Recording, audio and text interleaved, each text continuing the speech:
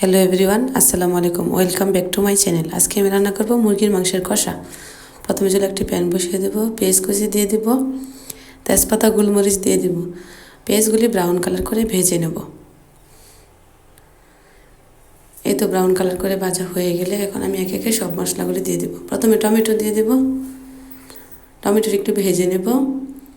টমেটোর একটু লাল লাল করে পেঁয়াজের সাথে ব্রাউন কালার করে ভেজে নেব। আদা রসুন বাটা দিয়ে দেব।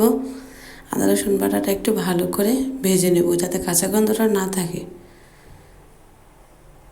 এই তো আমি একটু ভালোভাবে ভেজে নিচ্ছি। মশলাগুলি খুবই সুন্দর করে কষাতে হবে, তার জন্য ভালো করে ভেজে নিতে হবে। তো আমার ভাজা হয়ে গেছে, লবণ দিয়ে দিব, হলুদ গুঁড়ো দিয়ে দেব, মরিচের গুঁড়ো দিয়ে দেব, ধনিয়ার গুঁড়ো দিয়ে দেব। একটু ভালো করে মশলাগুলো কষিয়ে নেব। এই তো আমার খুব ভালো করে কষানো হয়ে যাচ্ছে, একদম মশলাগুলো লাল লাল করে ভেজে নিচ্ছি।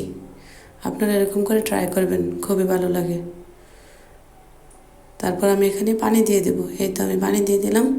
এখন পানি দিয়ে মশলাগুলো ভালো করে কষাবো।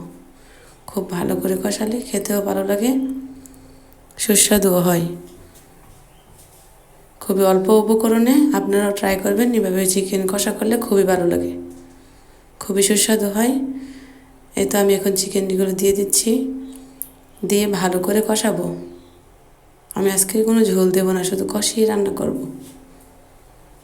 এই তো আমি ভালো করে মশলা আর মাংস ভালো করে মিশিয়ে দিচ্ছি, ভালো করে নাড়াচাড়া করে মিশিয়ে দেবো এখন। এই তো মিশানো হয়ে গেছে, এখন আমি ঢেকে দেব।